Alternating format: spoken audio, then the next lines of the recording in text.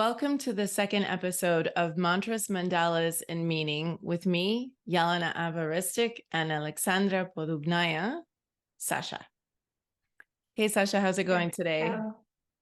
It's awesome. I can't wait to start and discuss this month. Yeah, I think we both talked a little bit because we like to keep it fresh Yeah. for the podcast, but we had a few questions for each other, so we're excited for this second one a lot. And I'm really excited to see your mandala. We didn't even talk about that because we had so many things to Oh, talk yeah. about. So I'm really excited to see your mandala. But let's start from the beginning. Do you want to ask the first question or do you want me to ask the first question? Let me go. I feel You like want to actually today I'll wait before, start. let me just introduce for everyone before I forget. Sure. This is my bad. Hang on. I want to make sure that everyone understands what the podcast is about today. So I'm going to do a quick review. If you don't know, our August mantra and mandala workshop, every workshop comes with a journal where you get some background on the area that you're working on, as well as the instructions and examples for how to do your own self-guided workshop. So we're going to talk a little bit quickly. I'm going to reintroduce for people who might not have read it or are not aware. This month's focus is on the yogic yama or vow of ahimsa or nonviolence in the context of physical health and wellness. So put another way is it's about finding places in your physical health or strength or resilience where you could use a little more strength so that you're not doing violence to yourself, meaning finding a healthier way to live in your body. So there are many obvious and not so obvious ways that we abuse our bodies. And this workshop is about minimizing that abuse and maximizing some health. So Sasha, now it's your turn. Go ahead. Yeah, perfect. So the first question is, why have you chosen the two areas you have? Be as detailed as you can about what leverage these areas have in improving your physical health. What positive ripple effects will addressing these two areas have on your overall physical health? Okay, so the two areas I chose are sleep. And the second area I chose was managing my state. So I'll explain them one by one. So my sleep, I just want everybody to know that if you're not getting enough sleep, you're losing out on a lot. And I know that because I have been struggling with insomnia off and on for a very long time now. And the negative effects are I'm not clear in my thinking. It's harder to make decisions. It's harder to react to things properly. It's harder to control your emotions. It's harder to do everything. I don't know if you know or not, but if you are underslept, it's like being drunk. It's actually sometimes even worse than being drunk. So imagine going to work drunk, or imagine trying to talk to your mom drunk, or, your husband. It's something that we don't realize, and we get maybe frustrated and we get emotional or we get reactive, and we just think that that's normal. And, it might be another problem if you're sleeping enough, but if you're not sleeping enough, that's the first place to look. It affects memory and everything else. And also your cell's ability to renew. It affects your ability to exercise. It affects everything. Sleep is when you regenerate and renew your body and your brain and your soul and your heart and everything. So if you're not sleeping enough, it's really bad for you. So I made that a priority. The second thing was about managing my state. So I want to share something with you. And it's a little phrase. It says, if you can't see it, you can't be it. So I apply that to my emotional state, meaning I choose every morning consciously, like, what state do I want to be in? I want to be happy, relaxed, not stressed, engaged, like a nice, engaged, open, happy, relaxed state. So every morning I checked in with myself and I kind of put myself in that state while doing my yoga or my meditation. And my goal for the entire day was to stay in that state. So if I felt something was pushing me out of it, I would kind of stop it and then rewind and then examine why and try to get back into that state. And the reason is because we get stressed a lot for little things.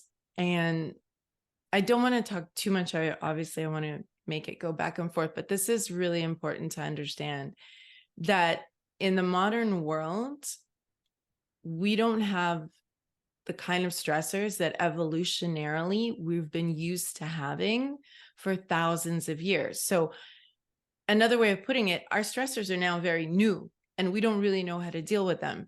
So when something happens to you that upsets you, that you really don't like, it's like seeing a tiger, 200 or 300 years ago.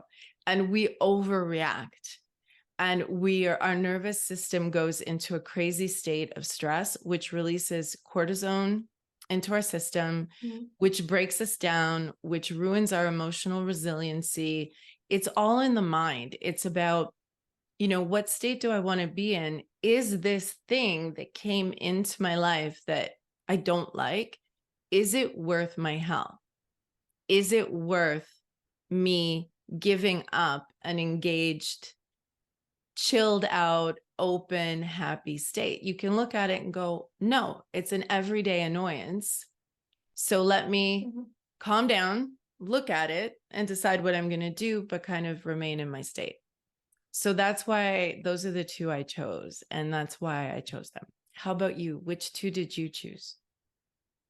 I also chose sleep. However, it's more connected to also another one that I chose that is the main one for me. Even though we had to choose two, mine was a bigger one, is overwhelm that I was dealing with. I have been dealing for a long time with it, and I didn't understand where it came from because overwhelm is such a big topic. Like it leads to you being procrastinator, you're being disorganized, being late, anxiety, etc., etc. And also because I was overwhelmed, I couldn't organize myself. I couldn't go to sleep normally. I would be thinking. I couldn't fall asleep. I couldn't wake up. I just wake up. I'm already overwhelmed. I have anxiety, and it's like a big, big snowball.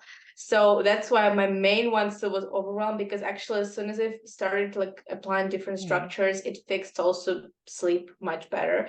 And I got my routines like bedtime before I go to bed, and also how I spend my morning and how I wake up to actually let my body wake up and give it the time that it needs, not just like jump and already being stressing out. Totally. So with overwhelm, yeah, it's been a big thing for me. It's like the biggest, and one of the things that helped me the most, I believe, was the structure, like the trick that I started applying, is to like take a blank piece of paper, write down everything in the morning that you need to do. In my case, what I had to do, or I thought I need like a bunch of little things or big things, everything, and then highlight just 3 of them for this day. Like that's an nothing excellent else. strategy. And then I would take and then I would take a sticky note and just write down separately just these 3 things, and magic happens. Suddenly I get everything done. It's I get it done faster, and in 3 days, let's say if we take a period of time for statistics, I accomplished much more than I would if I kept like planning in my head, overwhelmed. And then when I go to bed, I had the calmness and stillness that okay, like in the morning we have a plan, and okay, we will figure it out. So suddenly it's not on my mind anymore. And also I started taking a little bit of melatonin just for me, just to let me like calm down and go to sleep, to fix the schedule. But also then I think I'll be switching maybe to some just maybe herbal tea or something to just calm down my nervous system, because I am like, because that's the thing, when I work I get excited, like I struggle to start, but once I start, and then like my body is flying, literally I'm lying and I'm like, oh my god, can you fall asleep? So I need something to calm down my nerves. I hope I will be able to find a way to do it more naturally, maybe with yoga. I'll try it out as well, but for now I need like something, to really like just okay, slow down and like and I actually get better sleep.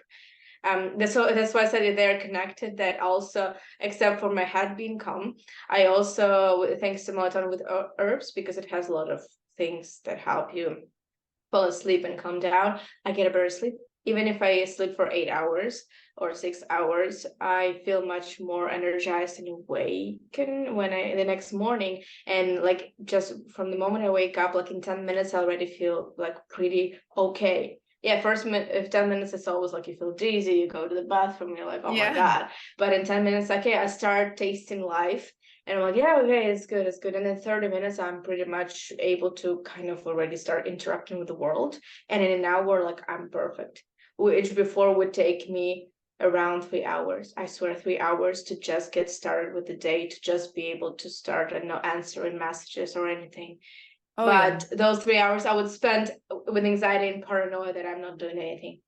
And because I didn't get enough sleep, so it was a whole snowball. So yeah, this month I Yeah, they're fixed it, and I'm so happy. connected totally. And it's interesting because basically you chose the same two things, right? Because Yeah, yeah, me managing my state is me saying I'm resisting overwhelm, right? So we have yeah. a That's different true. strategy, but it's the same goal, right? And that's really interesting because for people watching, you have two different strategies. And that's what I think is really Yeah, cool about the workshops, and that they're self-guided, because it's interesting to see how people figure things out once they can isolate, okay, here's my problem, this is what I want to work on, how am I going to attack it? And yeah, you did it by saying, okay, I know I'm going to be overwhelmed, so let me make my list, and if I can do these 3 things in the day, I won't be overwhelmed because they're the most important things. And yeah. I think, because I already kind of have that habit in place, my Ah, next step, good. well, yeah, but it's good to remind me, like, you never can get enough reminders. And that's why I love talking to people about personal development, and that's why I love talking to people and having a podcast and listening. I listen to podcasts myself every day, pretty much all day. The value of them is, maybe it's something we heard before, but we forgot for a second, and you need a reminder, or it's the exact same message, but packaged differently from a different person, and it lands better, Yeah, and you hear better, and you remember it better. So I think it's awesome that we pick the same 2 things, but in a little different yeah. packages, right? So perfect. Absolutely. Yeah. So is that the first question, right? It was what we chose, or is Yeah, there more? the first Did, one. that's it. So we got there. All right. Um, yeah, just the effect it has, but I guess we covered it as well, right? I think Like we did, I'm right? getting things done and I'm calmer, I get better sleep. I think same for you, but you're Yeah, just we said, why better. have we chosen the 2 areas we have, and we explain why. Okay. Yeah. And here's a little more to that, which might be interesting. I want to hear from you.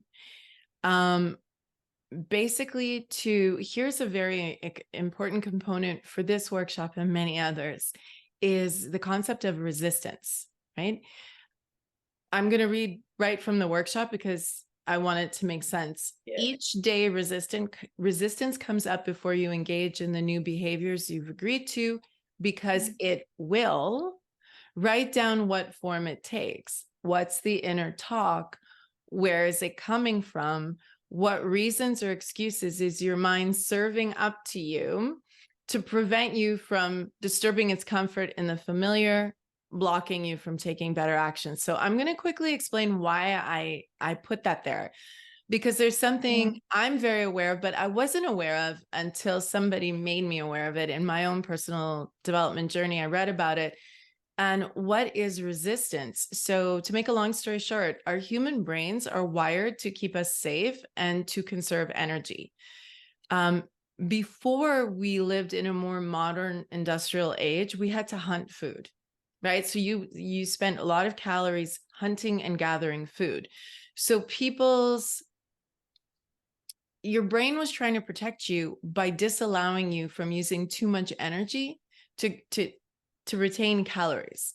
So people would always find kind of the laziest, safest way to do anything. And we have resistance to spending energy and trying something new because, and this is an evolutionary thing, it's fact that if you were to try something new, you don't have certainty on the other side. And if you don't have Yeah. certainty, that's immediately a risk. And if you waste that energy and you don't know if you can replace it with new calories because, the guys in the tribe didn't hunt a buffalo, or you didn't, or whatever it was, It was an issue. So that's where resistance comes from. We all have it. We're stuck. We didn't evolve beyond it, but we're in the process of it by recognizing it. So did you have, that's my question to you, did you have resistance in this process? And what form did it take to do?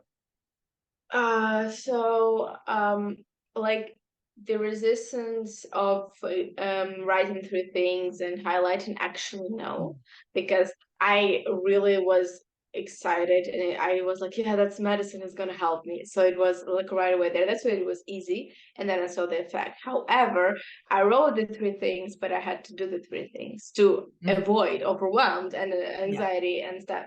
So obviously, but it's in general the topic of getting anything done. Also working out for your body, eating healthy, like we can really connect it to our bodies as well. And it's always this overthinking for me, and I just need to get started. And I guess that's already a topic of just starting. Like really, at some point using the willpower. Like you need to just push yourself, like 1 second push and just start, because then it's easy. So for me, the inner talk is always it just started as first, oh, I'm so excited. And then when I actually have to, let's say, sit in the chair and do the work, it just evolved into the self-doubt and Yeah. all of the, and we just go down this, and then I don't feel well anymore, then I'm not sure that I'm doing the work. Even if I started, I'm doing, but I'm overthinking, and then I'm depressed, and then I'm stressed, and then I don't know, and I have two more things on the list, and then I just had to breathe and calm down and restructure and reform the inner self-talk that is bad into something positive, and unpack where it's coming from, because I know exactly that it's coming from a childhood and from how I was raised, what I was told. So I know the exact figures that are there. So I kind of look for the evidence that proves those figures wrong, those figures stuck in my head. Okay. And by accomplishing actually what's on the list, I prove wrong to myself and to that bad voice.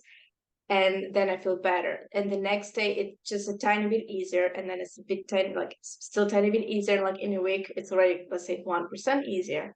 It's a hard journey, but that's something that you like the resistance, it can be beaten, I guess, only with action and Yeah. proving it wrong. And remembering that you don't have to do it all overnight. And if it's not perfect the first time, you didn't fail, right? You didn't fail because it's not perfect the first time or you have one bad day. You just go, okay, and you pick yourself up, because the more, this is another thing too, you know, the more times it's a dopamine hit, it's a harder one to earn than looking at Instagram, but it's still a dopamine hit. And if you can take away the mystery behind some skills and you can see the intelligence and the logic and the reward behind them, then they're easier to implement. So it's a little bit harder earned dopamine hit, but it's a bigger dopamine hit for that reason, right? Like And if it you lasts longer. right. If you scroll through Instagram and you see, you know, a cute puppy, you're like, yeah. And then 3 seconds later, nothing, right? But if you accomplish a goal, at least for a whole day, you're going to be on a high. Like, you know, for me, one of the things I had to do is such a stupid thing, and I hate it so much, is taxes. And I lost it's called a W-2 in the US. In Europe, it might be something else, a T4 in Canada. It's that slip where you have to do your taxes. And all I had to do was call the HR department, but I hate dealing with the HR department. I always know I have to push 8 numbers, like if you need this one, if you need, and it literally took me 15 minutes to do, and it was done. Right. I hate doing it. And then I was happy all day because I did it. If I had avoided it and gone on Instagram, I would have been happy literally just for the amount of time I was Instagram, and that's it. And I got no reward.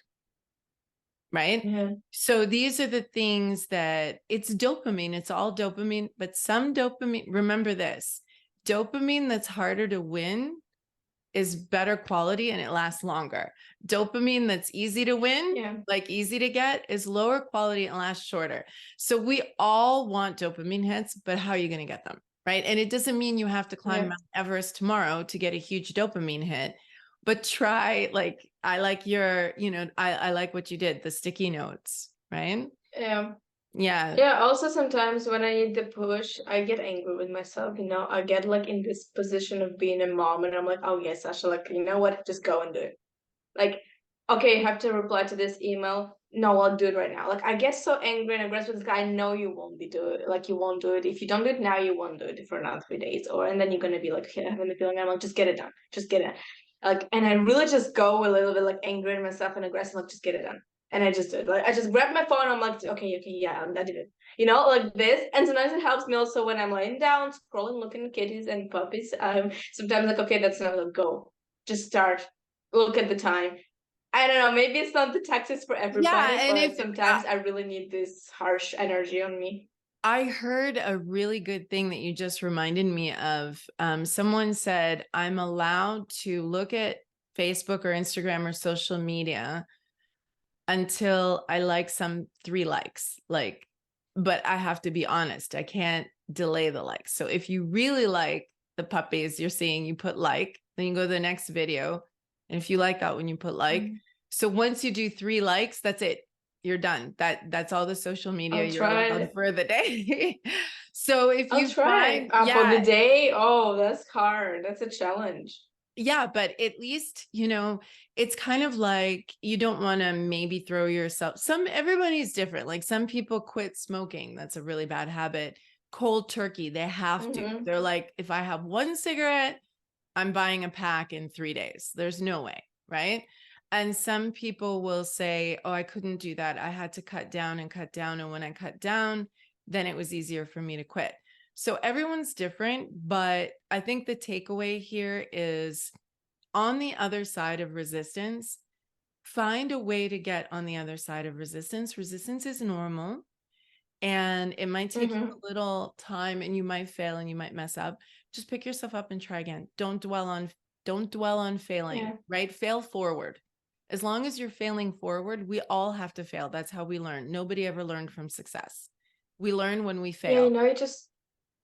it remind me of this, I think it's a psychological trick that I also started trying, that I think it's also about the comfort in our bodies. It's because our mental health and physical health are so connected. That's why when we talk about just physical, mental is just involved always. And the thing is that when you do something great, it's called mother father love, because father says, like when you, for example, as a kid draw a picture, he Okay, says, that's okay, like great job, you're like a good girl or a good boy, like good. And mom says, usually it's like just in psychology they define it like this. It's like, and mom says, like, usually when you fail, let's say, or you just messed up, she's like, and I still love you. And I started, because I'm being hard on myself very often, and it's not good because it also brings you overwhelm and feeling like you're not good enough that's and you true. don't feel accomplished, even if you actually accomplish a lot. And that's why I started trying. When I do something great, I'm like, Sasha, yeah, like good, like great, well done, high five, like yeah, a hug, whoa. And when I fail or I'm not completely satisfied with the result, I can mix both and say good job and I still love you, like you're good.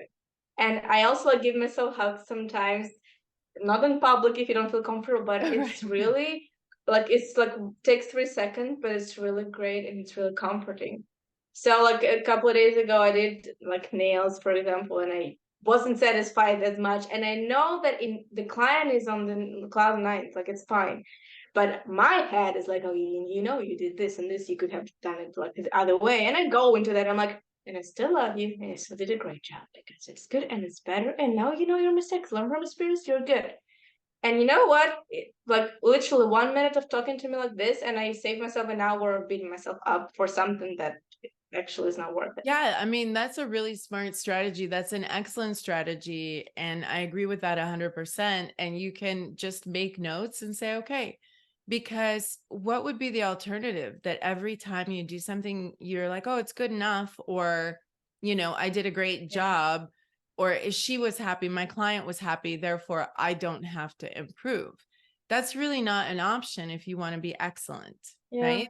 It's not an option, but it doesn't mean that you have to beat yourself up. So if you expect, I don't know if I always want to use the word failure, but if you expect things going wrong or things having a gap Mhm. between what you imagined and the result, So if you have that missing piece or gap or, a missed expectation, then there is no alternative if you want to get better at what you do than to have that a little bit critical voice, but it doesn't have to beat you up. It should be constructive and say, okay, so this, and this, you did great. Next time, remember this for next time. And then that's it, because you're being realistic, right? You don't have to beat yourself up. But I never heard of that mother-father psychological thing. So that's Yeah, awesome. it's I learned based something new.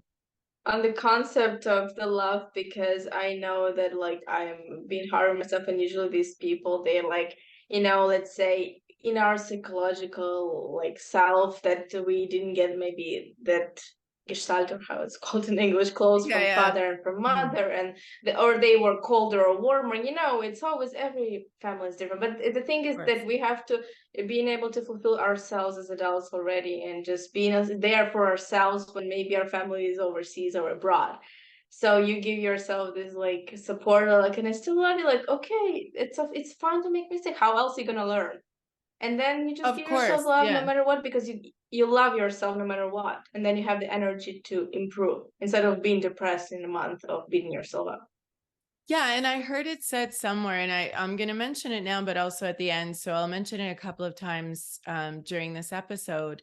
We're going to have a new section in Savvy where we curate the best of personal development, right? So I heard something, I'm trying to remember who from. I will remember and put it in the section because it was some of the best advice I ever heard, which was when you make a mistake or you do something wrong or you feel like you failed, only beat yourself up enough to remember for next time, so that you're you're giving yourself a talking to that's strong enough for you to remember and to improve, but Mhm. not so mean and strong that it puts you in a downward spiral, because that's counterproductive, right? Like if you beat Yeah. yourself up too much, you weaken yourself, and then you have trouble doing the better thing because you're so distracted by feeling upset. So there's like a sweet spot, right? And then trying to find that sweet spot of, yeah, okay, Yeah. I could have done better, and I'm remembering for next time, and I don't have to beat myself up more. I'm never going to forget this, and we're good, right? So I think that's totally, and for me, like resistance, I thought it was going to be way worse because my habit, so no wonder I wasn't sleeping so well, was, as you know, I work a lot. I love everything I do, and I'm very happy to work 16-hour days. That might be a shock to some people. Yeah.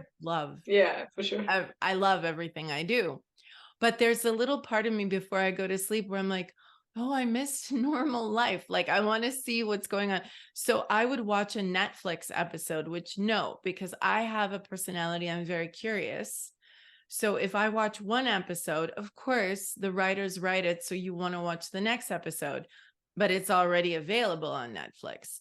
So an hour and a half to 2 hours later, I'm falling asleep with blue light. Well, actually, no, I have the blue light filter off, but still, I'm staring at a screen. My mind is worried about, what's happening on this episode of this series rather than getting ready to go to bed. So, and I thought, oh my God, that's going to be so hard. It's going to be so hard to give that up because it's my only little window, into normal So life. you I'm literally going to took give it all up. the examples from yourself in the workshop, in the Yeah, workbook. I mean, So I'm doing these workshops with all of you for real. Like I'm not going to write something and then, hope for the best, right? Like that way I can improve them with you and I get your feedback. So I do everything. And I took my own advice. I did my own meditation. I really focused on the resistance component, how to get beyond it. So what I did to help me go to sleep better is I took a bit of melatonin, not every night, but the nights that I felt a little extra wired, like you were describing, because I'm always working, I'm always yeah. inspired, and I'm going to bed thinking about, I can't wait to wake up tomorrow morning to start this.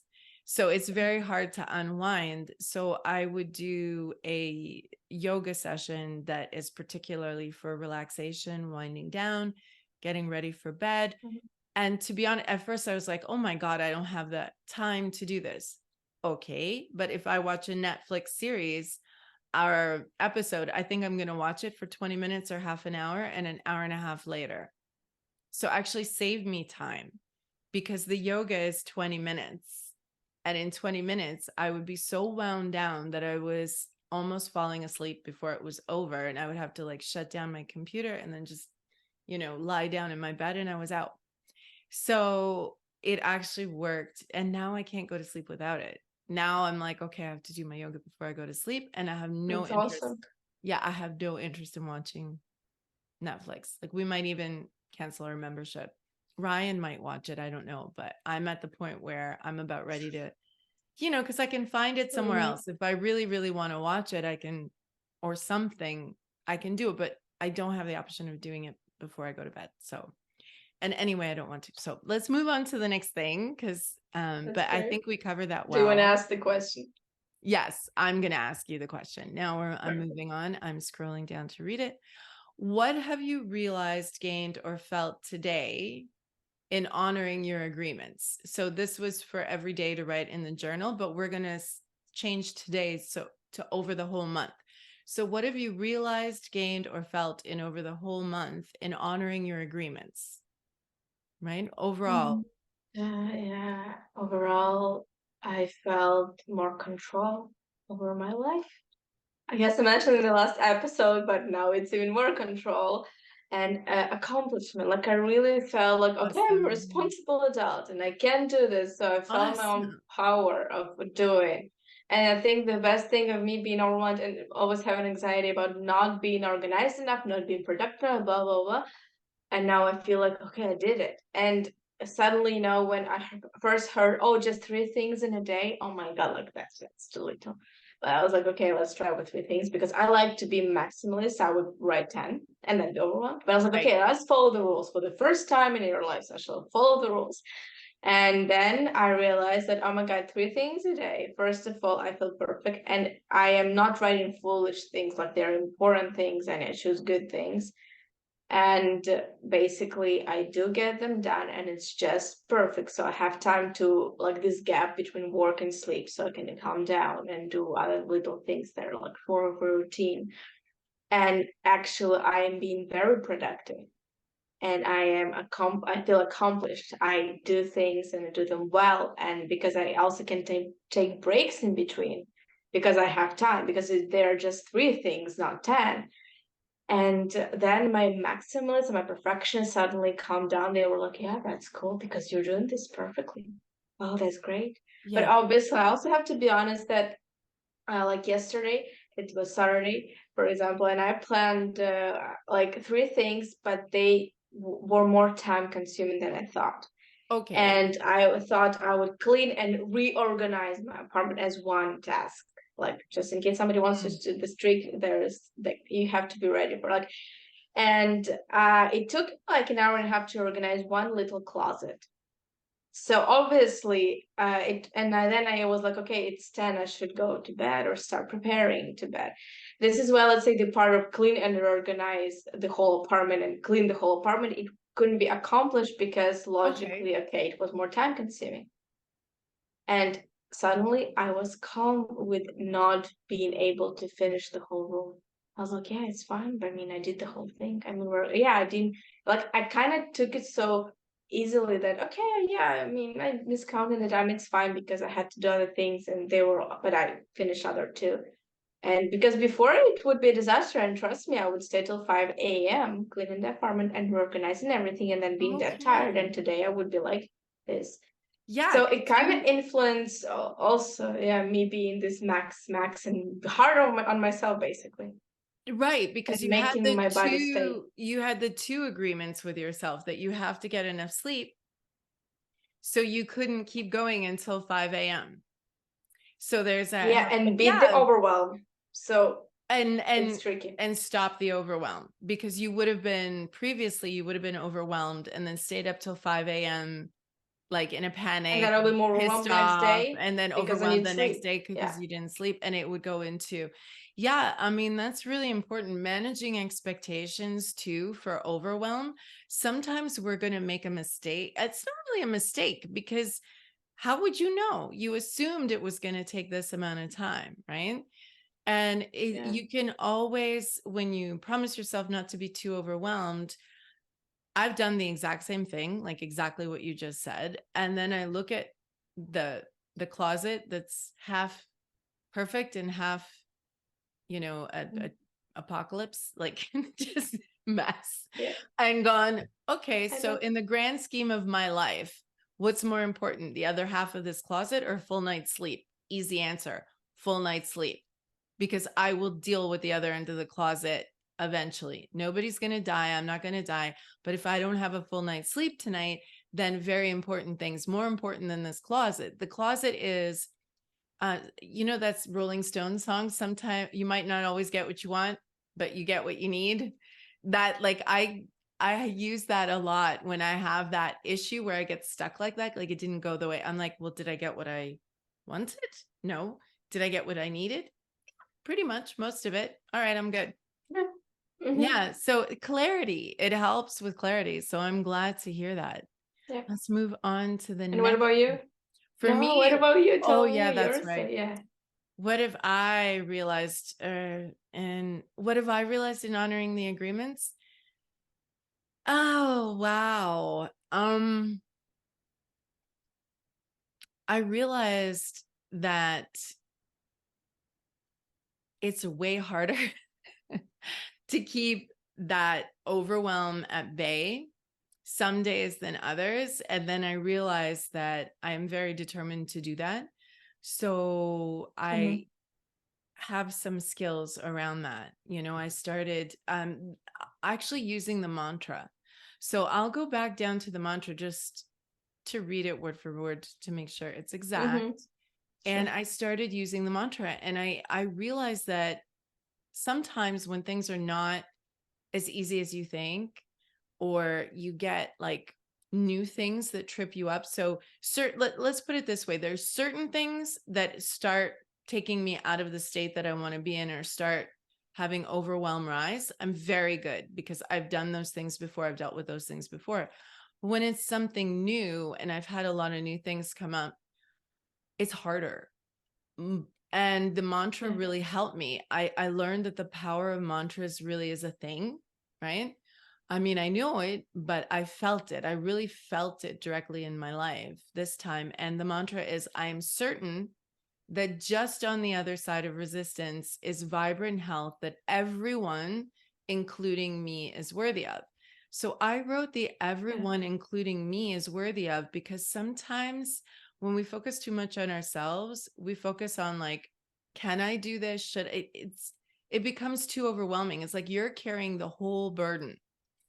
And I found that mantra really helped me, because I would imagine you or Ryan or someone else I love in the same position.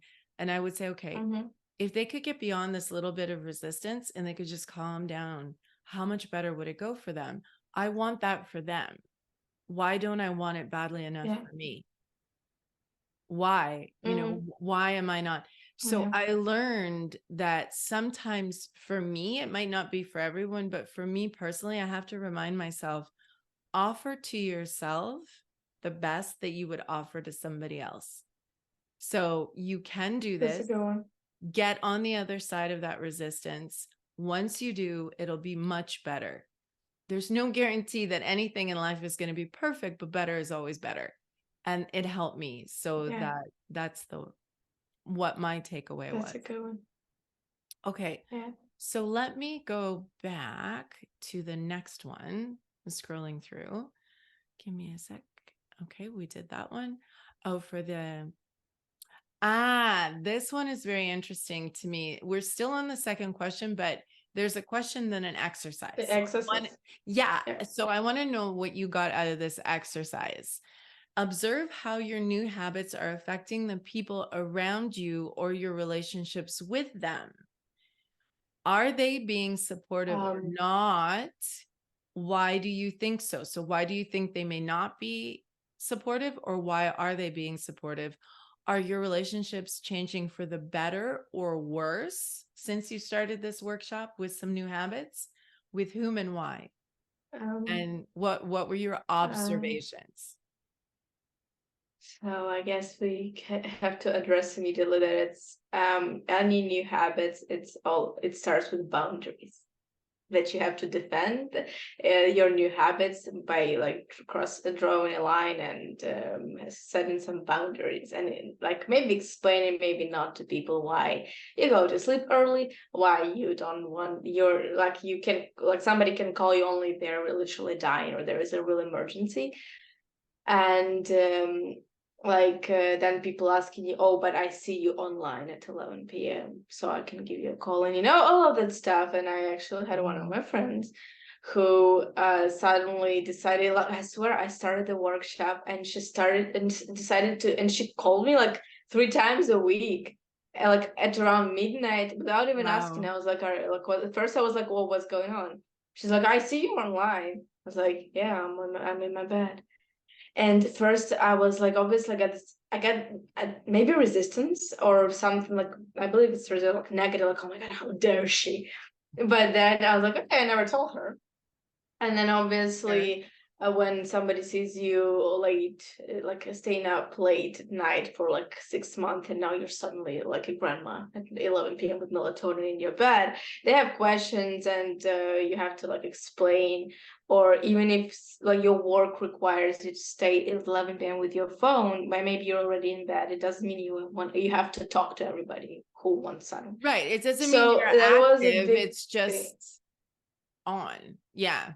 Yeah, and also for me with the overwhelm, right? It's like there are some people in my life that really like to check what do I get done throughout the day, especially in terms of my business. And then I had to actually get in some talks with them, like, hey, in conversations that were very unpleasant, unfortunately, about like what I get done and how I do it. It's So really like it's my justifying responsibility. yourself, you're being forced to Yeah, justify. Yeah, that's hard.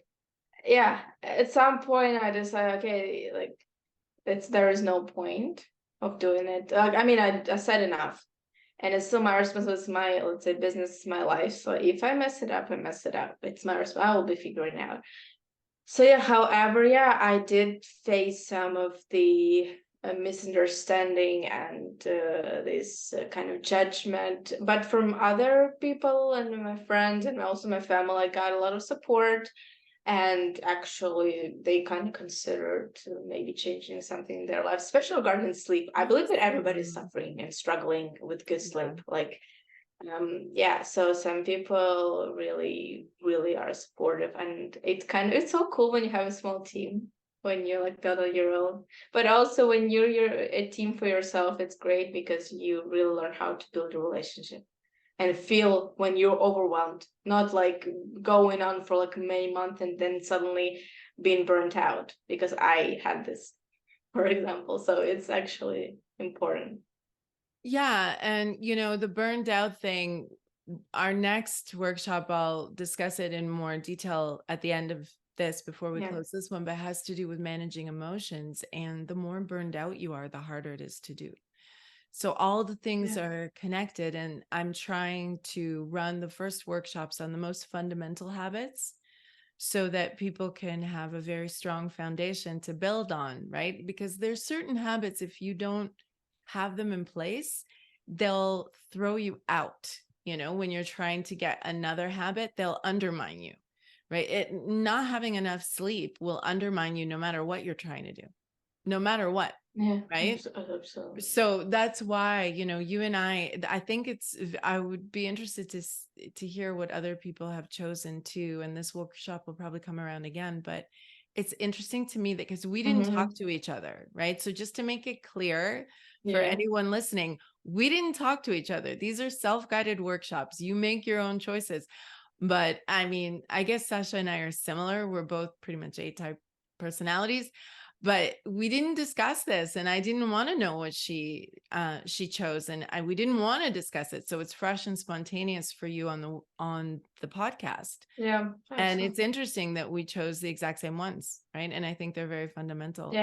Yeah, and I mean, I think that's a very important thing, how to deal with maybe negative responses. On my side, I'm older, so I don't really have people overseeing my decisions, my life decisions anymore, which makes my life easier. And I got no complaints, but I did see a positive effect on people around me. More people, and then I saw people reacting to me. When you sleep more, you look better, you look fresher. So I got more compliments, and I felt like I don't get as emotional, and my relationships got better because it was easier for me to stay kind of even, and then stay in that happy, grateful, full of life state that I wanted to be in because I got enough sleep. And then I would talk to people from a more joyful place, and I got joy back. So for me, it was pretty much all a win this time around. But I can say there have been past habits, like exactly what you just said. It took me some time. I think a good trick for setting those kinds of boundaries is being straightforward but kind, and just say, I would really appreciate if you could respect this boundary because I'm trying very hard to achieve something. And obviously, if it's something, I always let my friends know. So this is a little bit of advice. The people who are dearest to me, who I really do want them to wake me up at 2 a.m. if something terrible is wrong, I want them to be able to depend on me. I tell them all, hey, if it's a life and death emergency, if it absolutely cannot wait, if something terrible is going to happen, you can wake me up at any time, day or night. I'll be there for you. And I think that puts them at ease, right? Rather than saying, hey, I'm sleeping. And it's, let them know if it's for something very truly urgent, I'm there. But if it's not truly urgent, I respectfully ask that you ask me at a better time of day. When you can have my full, undivided, fully awake, not on melatonin attention. So if you let them know, I think that helps. That helps. Yeah. But also I face the thing, it's another part for another workshop, but a little bit is saying no. Because I don't know if I mentioned, like for now I'm like working the last days in the reception. Basically, I have a key to the rooms and to packages. And people really like asking me for packages at midnight. And it's not like documents. Let's say, okay, if you're flying tomorrow, it arrived, you forgot. We all people.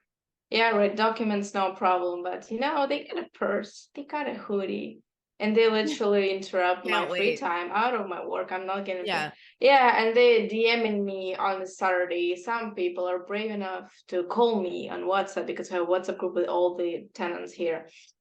And before, I've been doing this for 3 years. I was 18 or 17, so I was very soft and friendly. And now I kind of getting old apparently, and I don't like this anymore. And I have better things to do. Before I wasn't even like working on my business, anything. Now is my life is much better, fuller, and sleep. Yeah, and I suffer so much. I hope you're gonna do a workshop on saying no.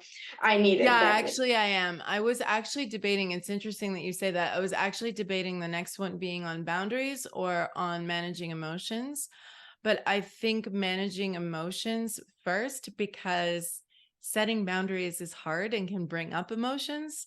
So I think if you learn to manage your emotions first, then it'll be easier to set. We'll find out. We'll find out. Yeah. And I'll give you some advice. Basically I'll give you some advice for that after the podcast. I'll give you advice. Okay. I have advice for you. Okay, yeah, but basically, I suffer because they're not friends, that'll be like, oh, hello, I'm trying to do this. It's like random people, and they're kind of used, and there is like word of mouth going on that, okay, you can text her. And I was like, oh, so I was like, oh, I want to kill you, but someone was like, Sasha, tell them no. But I was, oh my god, I want to throw up. I can't tell them no. Or I felt like I have to explain why. So absolutely, but also it's resistance of saying no, and like defending myself of not being overwhelmed, because it drags me out of my working That's space. A real skill. It's not just resistance. That one is a real skill. Setting boundaries is a real skill, but especially if you're an empathetic person, which you and I both are. I am. Right? We're very empathetic. So when we see disappointment in somebody else, it's mirror neurons. We immediately feel bad. So we avoid it because we don't want to make people feel bad. But I'm going to give you advice. I promise Because after the podcast, fingers like, thank so I you. don't forget, you're getting Thank the you. Yeah, advice. because I'm also a people pleaser. I'm quitting this, but I'm like a people pleaser in rehab a bit. So you understand, like it's for me, it's 10 times worse. But it's connected to overwhelm. That's the reason I'm overwhelmed, because I'm thinking about emotions, reactions, what I have to do, how I grade myself and my achievements, what my mother thinks, what a neighbor thinks. Like it's a crazy world. So this like me literally writing a sticky note thing and really calm down everything, it's a huge impact, I swear. Like step by steps, but it like small steps, but they bring like enormous impact into my life. Okay, so I have to that say, tells me, all I right, swear, it's blog like post. Blog post. There you go. Okay. Next. perfect, Yeah. It's wonderful, recorded. So I can't forget. So wonderful. I'll do a special blog post, an extra one. How's that? Okay, cool. For So people pleasers being overwhelmed. yeah, for recovering people pleasers or people pleasers who need to be in rehab. Absolutely, 100%. Let's move on to the last question, and then we Yeah. can get to the mandalas because I know I really want to see them. Oh yeah. Yeah, yeah. I want to show him a mandala because I can't wait to see I'm it. impressed by what my idea is. So I'm asking you the question, Hmm. right? So the last question for today is: changing a habit is not easy. We will experience the most resistance if we focus on what we're losing in the short term instead of gaining in the longer term. Remind yourself of what benefits you are gaining or are going to gain before and after you engage in your new habits, and then ask yourself if it's worth it, if you're worth it. You write whatever comes to mind, positive and negative, here, which is in the workbook. So, what were yours? That was the toughest question, and I did it for a Yeah. reason, and it hinges on, are you worth it? Right? Yeah. And also the mantra, which I'm going to repeat again, does say beyond resistance is what you and everyone else deserves. So I'm not going to go through all the reasons why, because that's not only an episode, that's a whole series. Okay. Why we may not believe deep down inside, we may not articulate it in words. We might not be able to say, I believe I'm not worth it. I believe I'm not important enough. I believe I'm not. And my shortcut over that, regardless of where it comes from, regardless of how strong it is, my shortcut over that is, do you believe that every human being deserves good sleep? That every human being deserves to be in a happy mood, right? Who could you say, you know what, this person does not deserve to sleep? If I could, I would Yeah. keep this person up all night. No, I would not do that Yeah. to anybody. I really wouldn't. We're taking criminals aside and, fantasies about exes and stuff like Yeah. that. We're going to put those over there, right? Because we all have those thoughts, but just in a Yeah. generally normal world, right? Normally, for the general population, why wouldn't you wish people the best? Well, you're one of those people. So it doesn't really matter what happened in your past. It doesn't really matter. You are worth it, right?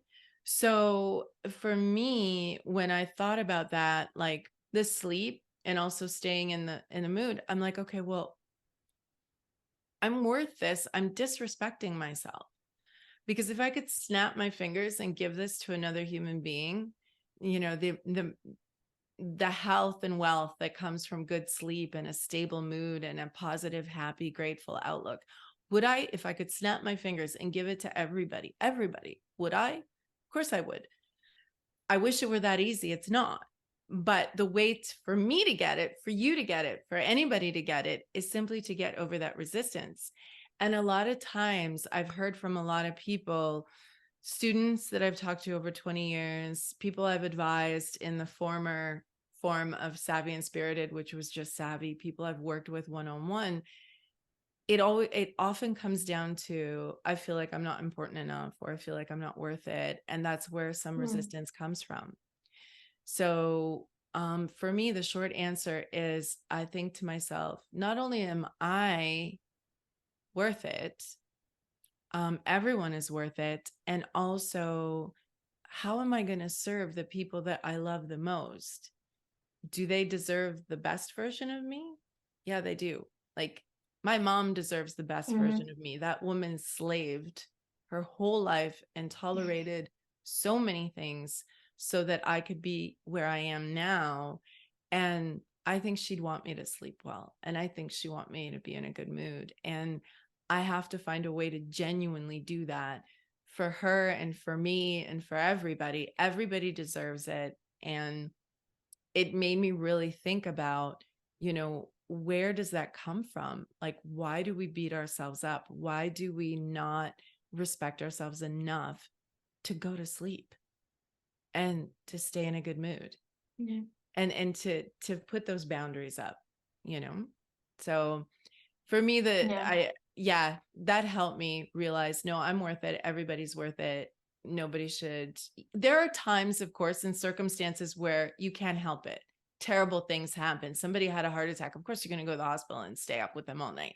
But barring anything super exceptional, you're worth it. I'm worth it. Everybody's worth it. So how did you take that? Yeah. So about me being worth it, actually, I didn't go like in that way. Like I was kind of like, yeah, like obviously I deserve it. I guess that's a part of the workshop in my rehab. Like, yeah, I deserve, like obviously. And I was, let's say, as my focus was more on the overwhelm, it was still my main goal. I was like, okay, we have a whole chain from the good sleep and the routine and the resistance that comes up, but it's compared to what I almost immediately gain from waking up next morning. Right. And really not laying in my bed for 3 hours cursing out everything in this world. It kind of was a huge motivator for me. So I was like, okay, I'm in a bad mood, like I feel bad and I don't feel accomplished because I don't have energy to accomplish. I procrastinate more and everything is worse when you don't get enough sleep. And my overwhelm is like, oh my God, it's crazy. So I kind of pretty fast was like, yeah, I see the long-term positive things immediately. And actually, I almost don't see anything bad. And the resistance is so little for me, like in terms of sleep, because I wasn't getting enough sleep. I was tired already enough. So, and if you like a little bit of melatonin, it's perfect, like the baby sleep. So that, yes, from that point of view, what with overwhelming, let's say, getting things done, I kind of got angry with myself, like enough to get this like push, like you go, and that would actually help me. And the more I do it, the easier it gets. And then I started doing this I love you, you're so good, yeah, I still love you no matter what thing, and kind of it all came together and I saw the results of my work and kind of everything got better and better. Obviously there are ups and downs, but still in general. Always. No is So I perfect. kind of, yeah, it all came together. And also the self-worth was rising as well because I felt accomplished and I got sleep. So, for me, it was everything like balancing itself out. That's So awesome. that's Yeah. how it went. So So yeah. overall, did the methodology for this workshop gel? Did it work for you? Do you feel like at the end of this month, let me backtrack actually. I want to backtrack here there's a reason. Are you still practicing what you learned in the workshop from the previous month, from July? Oh, yeah, I told you it was automatic. Now it's more automatic. Absolutely. Right. So it's stuck. Absolutely. Yeah, it's stuck. And Yeah. do you feel like you can't unsee or you can't forget? Of course, we're not perfect. Like there are going to be days where we're going to forget, or moments where we're going to slip up, or nights where, we're not going to go to bed right on time or whatever it is. But in general, do you feel like that Yeah. habit now changed? Like now that's your new normal? Yeah.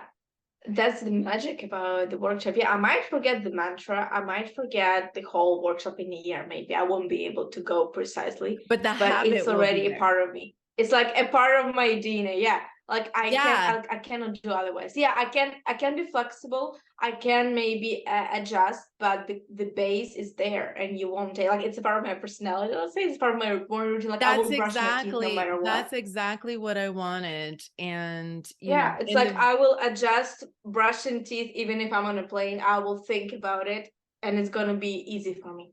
Like, and I think that's the best, the magic of it, because it just becomes so easy, and you can like adjust to any situation, circumstance in your life. Yeah, I really want to know, and I want that feedback, because just because it's working for me doesn't mean it works for everyone else. But when I designed the workshops, I really did put together everything I've learned over my life as a human, right? My 20-year teaching Yeah. career. Everything I've learned about neuropsychology, neurology and the body, that I did from dance. There was a book, excellent book. It's called The Talent Code by Daniel Coyle. It Mm-hmm. demystifies muscle memory. In fact, there is no such thing as muscle memory. It's actually myelination of nerves, which is like a whole big other thing I'm not going to get into. But I learned that from Daniel Coyle. And because I love integrating things, it's been my personality ever since I was a little kid. In fact, I'm going to tell you a Mm-hmm. funny personal story now that it reminded me of. When I was a kid, we couldn't get a pen. So I don't know how you guys learned in Europe, but in Canada, where Toronto, Canada, when I was a little kid learning how to write cursive, right? Not just spell, but like Yeah. write. We were not allowed to get a pen. We always had to use pencil. And our reward for learning how to write was exactly the way they taught us, was to get a pen. Well, I'm an A-type personality and usually at the top of the class. Guess who got a pen last? Because I didn't like that they were making me write like everybody else. And I decided that my writing had to represent who I was. And I went to my mom and my dad, and they made European type letters. My dad made his J one way, which I like. My mom made her T and her M another way. And I wrote that way. And they're like, no, it's not. And I'm like, yeah, but my parents don't write that way. Not everybody writes that way. Why do you want me to write that way? And they were arguing with Yeah. me until finally I walked up to the teacher and I said, this is embarrassing. You're destroying my ego. I need a pen. I'm the last person to get a pen. Like, is my writing that bad that I can't have a pen? And since I was a kid, everything has to mean something for me. That's why this is mantras, mandalas, and meaning. If it doesn't have a meaning, it slips away from me, right? It just Yeah. goes away. Meaning has weight, and it's very hard. We say when we don't learn something and went in one ear and out the other. Well, if it has weight and it goes in the ear, it drops in your brain and it stays, right? So how do you do that? And as a Yeah. teacher, I studied pedagogy. I observed people learning and not learning and different Mm-hmm. learning styles, like people who have ADHD or people who have cognitive issues or people. So it didn't make any sense to me to say, here's one learning methodology and this is the best one, or this is the newest one, or this is the better one, and this is the one we're going to use. Throughout my teaching Mm-hmm. career, I always combined. So when I started this, I said, okay, I'm going to combine the things that make the most sense out of everything that I've learned. And I was pretty damn short, and so far so good, I think, and what I'm hearing from you. And I'm so happy to Yeah. hear this, because that's the point of it, Yeah. is Absolutely. that it's not difficult. You don't have to do it every single day. I mean, it always helps. Anything that you do every single day helps. But even if you do it 3 times a week, you do the mantra, you remember the mantra, you do the meditation, you create your mandala, which we're going to look at right now, and you do all of this, it's a transformative experience. These workshops are not one and done. They're transformational experiences. They're Yeah. designed to be that way. So by the time you come out the other end of the workshop, and no one's looking over your head or shoulder, no one's criticizing you, no one's telling you what to do. You get a check-in at the end of the month. You can always email me. It's easy. hello@savvyandspirited.blog. Hello, just hello@savvyandspirited.blog. Very easy to remember. Email me if you have any questions about the workshops, comments, anything, if you need guidance. But in general, it allows you to have a structure to examine things on your terms in your way. You can't fail. You can only learn. And then something that I respect the arts for, and I'm always going to say this, I have a college degree, a university degree. I've learned tons of things in my life. The thing that affected me the most and that works for me the most in terms of creating transformation is engaging in something artistic, because all your senses are your brain, your eyes, your vision, your eye-hand coordination in drawing or in writing or in singing or in dancing.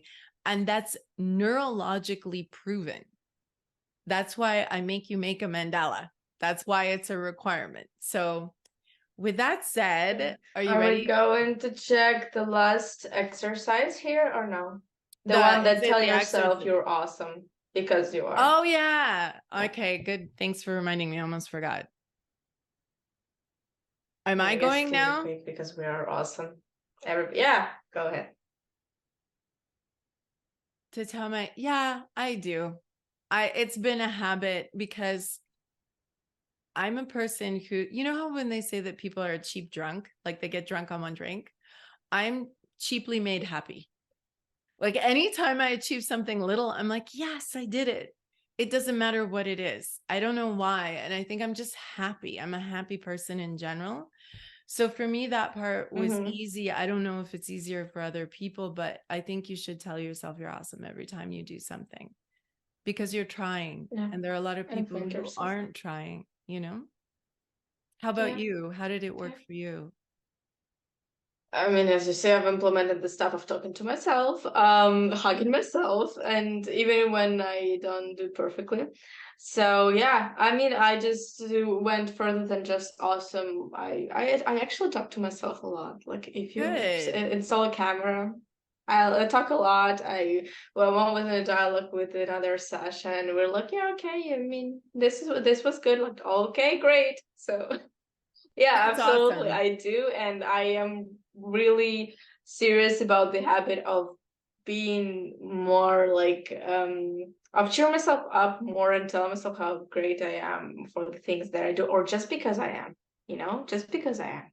Just because I woke up the next morning and I woke up and let's say I didn't postpone my alarm, which is very hard, very hard. And I'm awesome already. I'm awesome for these little things, and just because I am trying, because I am thinking, because I am trying to implement things in my life and changing, and I'm always developing myself. I'm already awesome, and I guess every person is awesome.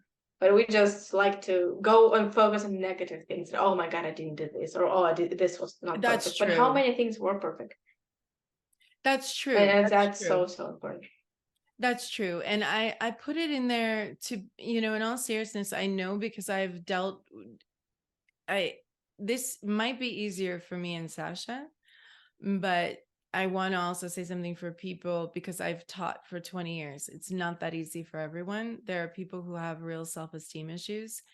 And for them to say, I'm awesome is almost impossible. But even if you can't say it, I know it. We know it. Sasha knows it. The fact that you're watching this podcast means that you're trying. And for that, you're awesome. Right. And the fact that you're just trying to improve your life and you have realized that there's more to life or you want more, that's awesome. So it can you're starting at awesome and you're going to get more and more awesome. It's really important to give yourself credit. Again, it's so important psychologically to give yourself credit. None of us are perfect. None of us are going to be perfect. But if you don't give yourself credit for trying, if you don't give yourself credit for being curious, even if you don't give yourself credit for engaging, you get no reward for the hard work. And that's another, instinctual thing, self-preservation thing. Of course, you're not going to keep doing something if it's only hard and there's no reward. And to see the reward maybe in a material way might take longer. So you need to give yourself what I call breadcrumb rewards, where you can say, I did this. And whether it results in X, Y, or Z, the fact that I did it, the fact that I went out of my comfort zone, the fact that I tried makes me awesome. And then the results, we'll see, it might be a longer battle than I thought, but the more I keep trying, the more awesome I am and the closer I'm going to get to where I want to go. It's really tough. I don't want people to think like it's like this. Sasha and I, we went through a lot and we did a lot to get where we are. And that's why we're running this business to help you, right? And just because it might be easier for us and it might not be that easy for you, don't give up. And also, I want to invite you. I want to invite you to come on, right? Everyone's welcome. So if you want to be in the Mantra, Mandala, and Meanings podcast, you want to share your mandala, you want to share a little or a lot, whatever you want. If you want to come on for 5 minutes and say something, you're welcome. Just let me know. Again, it's hello@savvyandspirited.blog. Whatever you need, whatever you want, I've got you. I'll do my best to make your life more meaningful and productive and happier, because that's what this is all about, and empower you, make you feel stronger, make you feel better. So with all that said, Mandalas? Yeah. You go first this time. I go first? Okay, on 3? Yeah. Or do you want to show them on 3 and then I'll explain mine first? Oh, yeah. Well, I need to share a screen again because Okay. even though I didn't do it digitally, I have to show it digitally because there is no way I can. Okay, perfect. Give me a second. No problem. Can you enable sharing, please? Yes. Because I cannot share. Sorry. Yeah. Okay, hold on. Check. Can you? Yeah. Yes, I'm ready. You ready? Okay. I'm going to go slower because computers are weird. And you're in Vienna and I'm in Phoenix. Okay. 1, 2, 3. 3. You see it? Oh, that's beautiful. Oh my God. Wow, there is a colors. Look at the colors. Oh, what happened? We were like psychically, we were on the same wavelength in the universe, I guess. Yeah. Okay, you go first. I unshare for now. Yeah. And then I'll share again so I can explain. Okay. All right. Go. So again, yours is like a present. It's a little bit. Yeah. So it's this one is simple. Again, the purpose of the mandala is in the process of making it, you're thinking about everything you learned and all of that. And you're trying to figure out, at least for me, I'm always trying to figure out how am I going to represent that visually so that I can remember it. So on top is nighttime and stars, right? Going to bed on time. And this is not exactly a lotus flower, but it looks a lot like a lotus flower. I went to a craft store and it was a lot bigger and I remade it a little bit. So it was like a lotus flower. And the reason it's there is because it symbolizes yoga a lot. It symbolizes spiritual growth. I don't know what you know about a lotus flower, but it's beautiful on top. But underneath, it's all thorns. It's all thorns. Ryan found that out because he's a boy and he likes to touch everything. So he put his finger under at a botanical garden to see how pokey, and he got very poked. It's very thorny and rough and like wood. So it's a gorgeous, beautiful flower that symbolizes beauty and peace and tranquility and spirituality. But underneath, it's very harsh. So it symbolizes that, at night, also we go into our subconscious and all of that is being processed. But if I sleep enough, I don't wake up like the thorny part of a lotus flower. I wake up like the nice part of a lotus flower. And underneath this, if you can see the design, there's straight lines across, right? And then this is almost like lace around the straight lines. So the straight lines are my need to stay in that even, happy, tranquil, positive, grateful state. that I decide my baseline state. Like, this is the state I want to maintain throughout the day. And then everything else happens around it. So I can I have a tether. I have something I can hold my emotions to. I can hold my actions to. I can interpret my day through, is that state. And then all the beauty, it's more beautiful, obviously, lacy and beautiful, if I manage to hold my state. And then I used glitter, a lot of glitter. I made these just by putting little bumps of glue, and then I put glitter over the glue so that it would be like a bunch of glitter and it looks like little jewels. And the reason for that is just vibrancy, right? Like, you want to be vibrant and happy. So it reminds me, hey, this is how you stay vibrant. Sleep, right? Wake up on the happy part of the lotus, not the unhappy part of the lotus. And the rose is a symbol for passion and love. And that way I get to be in a better, more even state so I can pursue everything I'm passionate about and I love. And that's it. And the rest is just because it looks pretty. That's so beautiful. I don't know why this mandala gives me like a feeling of coziness. Like, you're just like in a blanket, like very cozy, like the sun, hot chocolate. I don't know why, but it I really, think because especially the it's a night yin part, I don't yang. know why it gives them. Because I think it's a yin Absolutely, I wanted to yang. ask actually why was it supposed to be in yin or just one because it's beautiful, or is it? Yes, It's like the balance between night and day, or yes, but also the interconnectivity of both. You mentioned it and I mentioned it, right? That these two things are interconnected. Obviously, if you're not sleeping well, it's easier to get overwhelmed, right? And if you're overwhelmed, you said it exactly. This symbolizes exactly what you said. yeah, If you remember that, because we get excited when we talk and we forget, but it symbolizes exactly what you said, that each has an influence on the other. And that's what yin yang really is about, that there's a little bit of an opposite in everything and all things are connected. And I think it gives a cozy feeling because circles are balanced. They're closed. They're not jagged. It's organic. There are no jagged lines really. Well, a little bit with the stars, but in general, it's a feeling of calm. I guess that's creative. Yeah.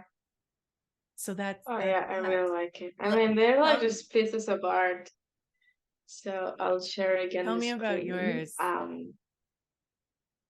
So mine, it's, I don't know, I feel like it's a bit of a rebellious idea. So this is a mirror here. Thank you. The important thing that it's a mirror that I use. It's a circle for mandala, and all this mandala is completely drawn in makeup stuff. Like, it's not a marker, it's a makeup. There is an eyeliner, there is some eyeshadows and the blue mascara. That's awesome.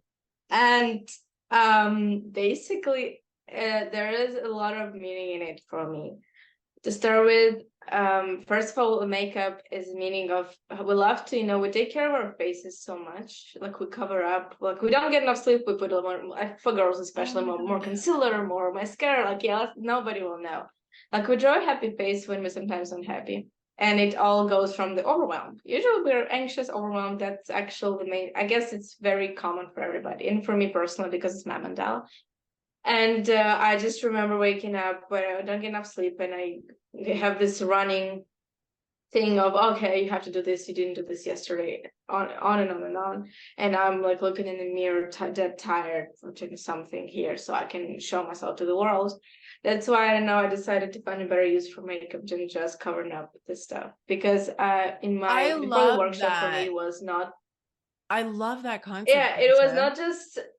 Yeah, not just the highlighting the good parts of me. It was more of, let's cover up. I remember I was like, oh my God, Sasha, lucky, look, I need more concealer today. And like, I was doing my makeup with that thought. And I don't think that's a great concept, because it's still not good, because my eyes were still red for another hour, let's say, because I was on the phone calculating and like creating mastermind for the next day, because I was overwhelmed, I couldn't fall asleep. The colors, white and pink, I don't know, just so it's been just a part of my life lately, just this white and pink, and it brings me comfort. also coincidentally, like, yeah, these were the eyeliners I had, but I honestly like the colors, so it's not just Yeah, no, because I added also the blush and the eye shadows, blue mascara. Yeah, it's a bit of like nighttime and it surrounds everything because for me right now night is the key. Like if how I spend the night defines a lot of things in my life. And this reflection of me, because I decided to take it like there, is actually also the concept of the mirror, that I took a look at myself and kind of I want to represent the inner talk, just literally looking myself in the eyes and like, hey, what do you think? How are you feeling? Like literally turning like my inner look inside of me and talking and like all the emotions, all the overwhelm, the sleep, the anxiety, the thoughts, like, hey, what's going on? How do you feel? Why do you feel it? Unpacking it all and literally having this conversation with myself. And I'm in kind of yoga posture, an easy one, but still just kind of, balancing myself. And the concept that I want to put is like the mandala is all over my body. So it's like I'm kind of yeah, like, I don't know, accepting this and just like literally putting this on just as a form of energy to just, yeah, like calm down and be fine. And that's actually how I felt after applying all of the things throughout this month and actually talking to myself and listening to my body, because my body, like even the intuition, as we say, gut feeling, whatever we call it, it knows more when you need to sleep, when you're overwhelmed, and it always gives you signals. But as you also said in the introduction of the workshop, that okay, we're on everybody's schedule but ours. yeah, So now I yeah, prioritize my schedule. I created one, and it was all aligned with my body. So not only my mind that is always crazy and on fire, but also my body. And I tried yeah. to put those two together. It's still hard. And that's why I kind of decided to put the concept of mirror, makeup, and me being as a picture of it. And yeah, by the way, this mandala is not perfect, but so is the process. So I was thinking of redrawing it like another 10 times. So I was like, okay, you know what? It's actually pretty good. And it actually brings up this topic of it's okay. The road is not smooth, but it's beautiful in your own way. And like it's actually like just let yourself not be perfect sometimes, because then you will see the progress. And also the triangles, but actually for me was the of the pyramids. And pyramids, and I guess many sciences, like also mythology, and this energy is a representation of life and kind of rebirth and energy and everything alive. And that's why it's like in the middle it's pink, obviously, because pink is my color. It's like me and pink, we're one. And also the flower, I don't know which flower is that. I just actually felt connected to it, and it's just around it. So it's like, it helps me flourishing, let's say. Yeah, Like yeah. this everything is kind of me flourishing. So this is a very deep and different meaning, but for me it's like this concept that I somehow managed for myself to address so many things in such a imperfect and simple mandala idea Photoshop. Yeah. Oh, but it's so like now that we've seen it, can you put yourself back up on the screen so I can see you? Oh yes, sure. Good. I'm coming back. Yeah, I'm here. Yeah, so no, it's amazing. I love it. Like I wanted to let you talk, but I also really want to comment on your mandala because this is what they're for. Mine, it just comes from I have an artistic background, so in my mind, that's how I see things. Like, I'm not saying my work is perfect, but I will spend that extra time to make it look like a work of art. Maybe not every time. There will probably be a time where I don't have that, but it's absolutely not necessary because what you described in your mandala, and I want to make it so clear, this is exactly what I want from this workshop for people. What Sasha did is actually much better than what I did in one way because it's not about comparing, but when I say better, I mean more, how would I say, more directly what the workshop is about. I go a little extra on the art just because that's my personality, but it's absolutely not necessary. right? It's not necessary. And I love that you said, oh, I could redo it another 10 times, but I didn't because the concept was there. Yes.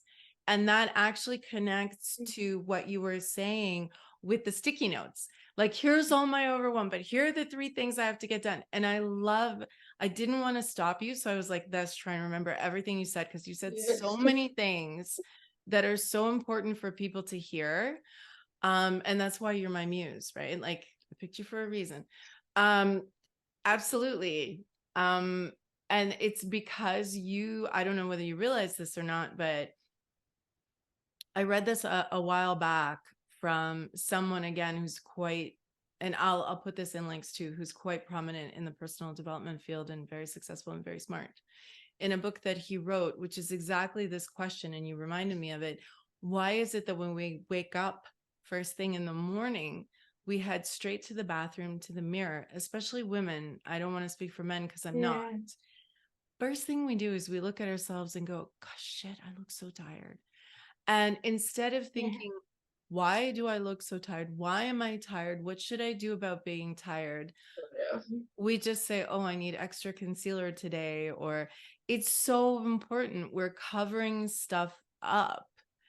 And I'm not going to lie, every girl wants to look as beautiful as she can, and spend time doing that.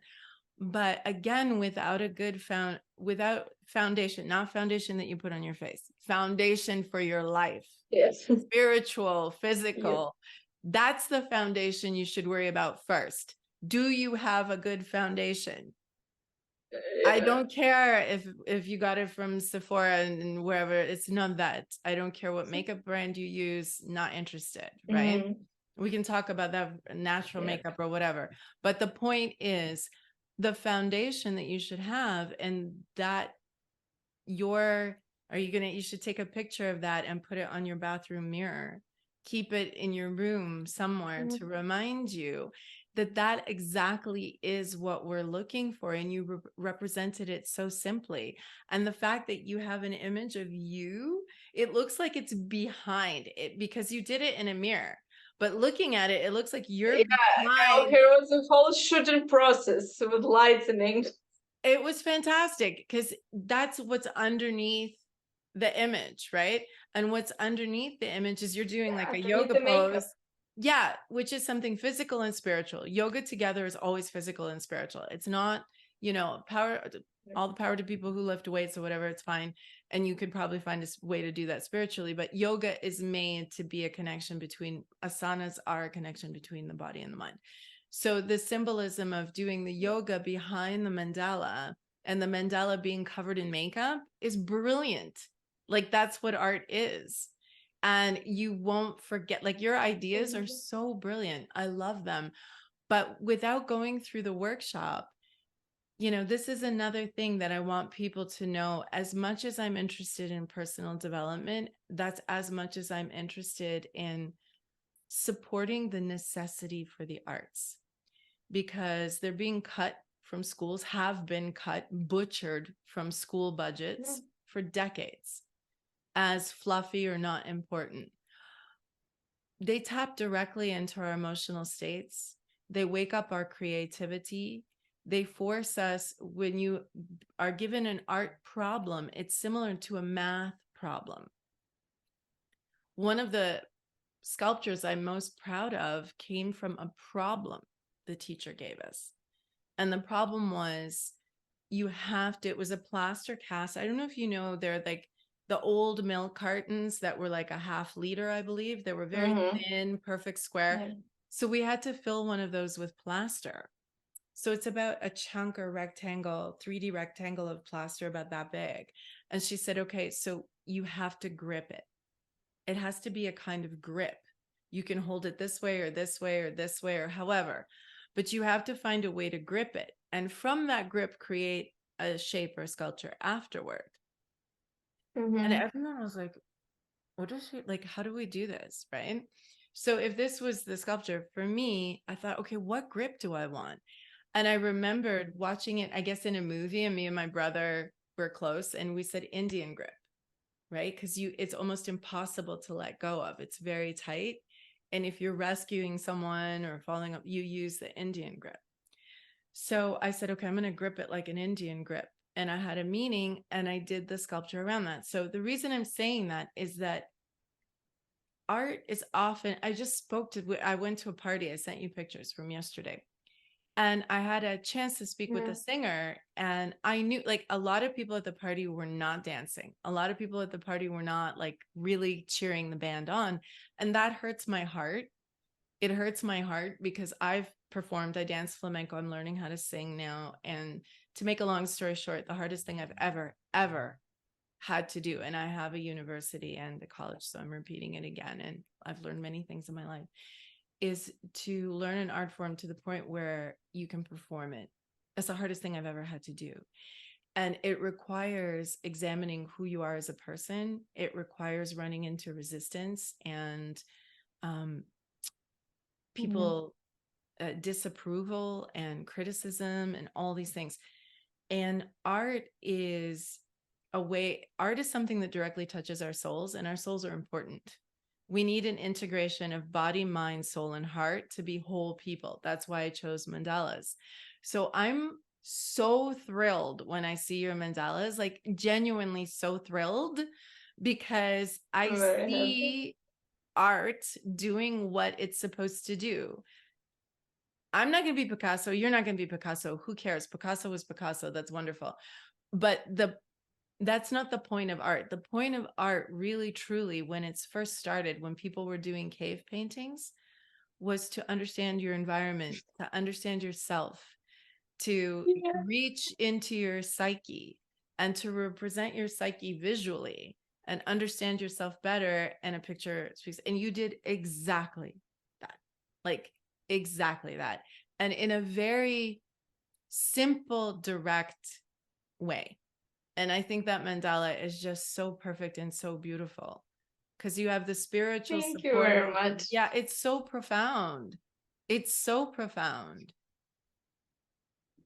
So at first I thought it's simple because I'm like, draw on the mirror with some makeup and take a picture. But usually, do you understand that like the most interesting inventions or the most interesting products that we come up with usually happen when we're squished for time, when we have limits, or we have a necessity or a need, and we have to get really creative, right? What did they say? Necessity is the mother of invention. But a lot of times invention is creativity. So you can also say necessity is the mother of creativity. So these workshops, engaging in these workshops, condense life in a safe, interesting experience, transformative experience. And at the end of it, you can make some art and talk about it. And, you know, you're not directly talking maybe about yourself. That might make it easier for some people to talk about their art rather than themselves directly. And we can use the art as a way. So I think, you know, I don't know, I'm just so happy to see it. So thank you. Thank you very much for that. Yeah, thank you for the workshop, and your mandala this time is really like a present. It looks like a red present, no white with Like flowers. yeah, it's the flowers. So cool. Yeah, because we put them on gifts. Yeah, it's like you gave yourself a present of a good night's sleep and some calmness. Oh my God. In your Yeah, life totally. And peace. Totally. I feel so you much represent better. that way. I feel so much better. I feel so much better that I made sleep a priority, even though I had to use my own workshop. I see, like I had to do it for other people to do it for myself. Weird, but true. You know, that's the way it works often. And we can use that for ourselves. What we do for others, we should offer to ourselves as well. So I think we're fine for closing off now. I want to close off by saying, look out for September's workshop. It'll drop in, what's the date today? It'll drop by Friday or the latest, the 2nd or 3rd of September. It'll drop into savvyandspirited.blog. You go under catalog, under workshops, you'll find it there. You'll find it described. It'll be on Instagram, Facebook, everywhere we are. And the theme will be, I think it's a super important one. I think if there's anything that undermines us is it's not our emotions themselves. They're very important. I'm never going to say to people, stuff your emotions, like reject your emotions or oppress yourself. But I will say that emotions are far more messengers. and they're a little bit wild, untamed children. And just like children need to be socialized, you might want to educate and socialize your emotions a little bit. So that workshop is going to be about that for September. Another foundational. Excited. Yeah, me too. Me too. I think Ryan is going to do this one as well. So we might have a guest. Great. I'm hoping he will. Oh, okay. So that's awesome. We might have a guest. All right. So that's it for today. Thank you so much, Sasha. Thank you for everyone else who's watched. Thank you. Yeah, stay savvy, stay spirited. And as always, I'm sending you, Sasha, and everyone else loads of love and wishing you always only the very best. And we'll see everybody in September. Absolutely. Okay, love you. See you. Bye. Bye. Bye.